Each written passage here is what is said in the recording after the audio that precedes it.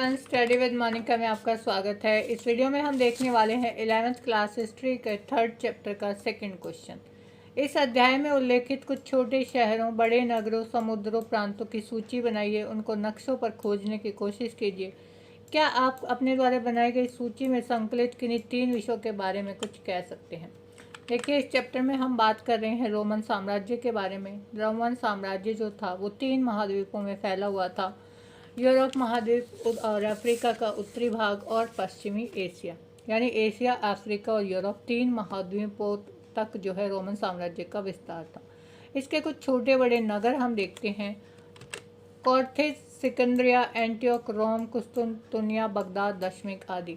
जो सिकंदरिया, एंटियोक और रोम है, ये तीनों ही जो है रोमन साम्राज्य के, यानी यूरोप में जो है ये तीनों ही बड़े नगर थे रोमन साम्राज्य के। कुस्तुनतुनिया जो है वो पड़ता है तुर्की में, और जो बगदाद है वो इराक में पड़ता है। इराक यानी ये पड़ता है एशिया महाद्वीप में।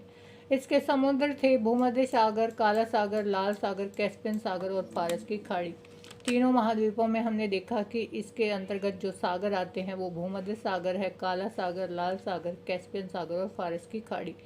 जो महत्वपूर्ण नदियां हैं वो दजला फरात की नदी। दजला फरात की नदी कहाँ पर बहती हैं? ये इराक में बहती हैं, यानी एशिया में आती हैं। राइन और डैन्यूब नदी है वो यूरोप महाद्वीप में है, और जो नील नदी है वो आती है अफ्रीका महाद्वीप। जो नील नदी है वो मिस्र की नदी है, तो वो आती है अफ्रीका में, उत्तरी अफ्रीका में बहती है नील नदी।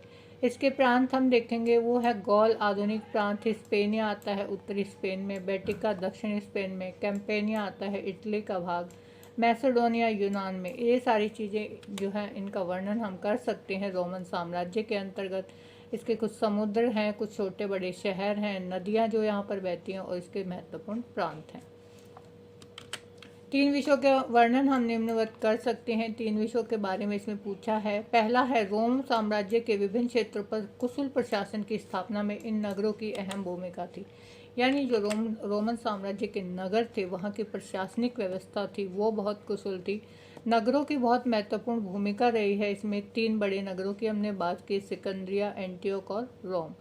सरकार इन नगरों की सहायता से ग्रामीण क्षेत्रों पर कर लगाती थी। कर यानी उनसे टैक्स लेती थी। ग्रामीण जो क्षेत्र थे वो नगरों की सहायता से ही, जो वहाँ की सरकार थी वो ये सब वहाँ से जो है कर इकट्ठा करती थी गांव के लोगों से। इसके अतिरिक्त इन नगरों की खास विशेषता भी थी, जैसे सिकंदरिया यूनानी रोमन जगत का सबसे बड़ा बंदरगाह था। यानी जो सबसे बड़ा बंदरगाह था वो क्या था? यहाँ का सिकंदरिया, जहाँ से यहाँ की व्यापारिक गतिविधियाँ जो है वो चलती थी। बंदरगाह किस काम आती है? दूसरे देशों के साथ व्यापार करना है तो बंदरगाह के बहुत इंपॉर्टेंट रोल होता है। इस नगर की गणना रोम साम्राज्य के 3 सबसे बड़े नगरों में की जाती रही है। जो सिकंदरिया है वो 3 सबसे बड़े नगरों के अंतर्गत आता है, और वो 3 बड़े नगर कौन कौन से हैं? एक है रोम, और दूसरा है एंटियोक, और तीसरा हो गया सिकंदरिया। यानी रोमन साम्राज्य के जो 3 बड़े नगर थे वो थे रोम, एंटियोक और सिकंदरिया। अब हम बात करें भूमध्य सागर की। जो भूमध्य सागर है उसको रोम साम्राज्य का हृदय कहा जाता है। देखिए, जो भूमध्य सागर है वो यूरोप को और अफ्रीका के बीच एक डिवाइडर का काम करता है, यानी अफ्रीका को और यूरोप को अलग करने का काम करता है रोम में भूमध्य सागर। भूमध्य सागर और उत्तर एवं दक्षिण के दोनों दिशाओं में सागर के समीप सभी क्षेत्रों पर रोम साम्राज्य का एकाधिकार स्थापित था। जो भूमध्य सागर का के जो है उसका उत्तरी एरिया था, वहाँ पर भी रोमन साम्राज्य का विस्तार था, और भूमध्य सागर के दक्षिण में यानी जो अफ्रीका का उत्तरी भाग है वहाँ पर भी जो है रोमन साम्राज्य का विस्तार था। रोमन साम्राज्य के उत्तर में राइन नदी, डैन्यूब नदी साम्राज्य की सीमा निर्धारित करती थी। यानी रोमन साम्राज्य के उत्तर में जो नदियाँ थी जो इसकी सीमा निर्धारित करती थी, राइन और डैन्यूब, ये दोनों ही नदियाँ यूरोप की नदियाँ हैं। एक बार हम मैप में देखेंगे ये सभी सागर। ये है हमारा वर्ल्ड मैप। यहाँ अगर हम बात करें भूमध्य सागर की, तो ये है भूमध्य सागर। यहाँ पर आप जो देख रहे हो, यहाँ पर ये यूरोप महाद्वीप है, नीचे है जो वो अफ्रीका महाद्वीप है। तो इन दोनों का जो है अलग करने का, यानी एक डिवाइडर का काम कौन सा सागर कर रहा है? भूमध्य सागर। हमने बात की लाल सागर की, तो लाल सागर कहाँ है? ये जो आप अफ्रीका महाद्वीप देख रहे हो, यहाँ पर आप देख सकते हो, ये जो सागर है ये है लाल सागर। और हमने बात की काला सागर की, तो यहाँ आप जो टर्की के ऊपर यहाँ देख रहे हो ये जो सागर है ये है काला सागर। और उसके बाद आता है कैस्पियन सागर। कैस्पियन सागर यहाँ आप देख सकते हो ये है कैस्पियन सागर।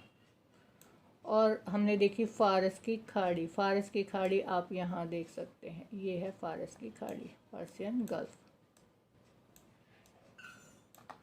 तो हमने देखा मैप में कि कहाँ पर है भूमध्य सागर। एक बार फिर से दोबारा से बता देती हूँ मैं आपको। ये जो है यूरोप महाद्वीप है, ये है अफ्रीका महाद्वीप। इन दोनों के बीच में जो ये जो सागर पड़ता है ये है भूमध्य सागर। यहाँ पर टर्की के ऊपर आप यहाँ देख सकते हैं काला सागर।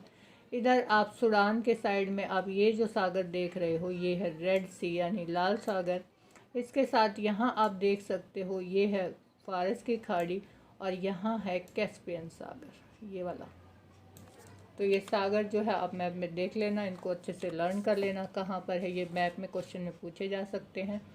तो ये था क्वेश्चन नंबर 2। नेक्स्ट क्वेश्चन के लिए देखिए हमारी नेक्स्ट वीडियो, और उससे पहले चैनल ज़रूर सब्सक्राइब कर लीजिए और बेल आइकन प्रेस कर दीजिए ताकि आपको आने वाली वीडियो की नोटिफिकेशन मिलती रहे।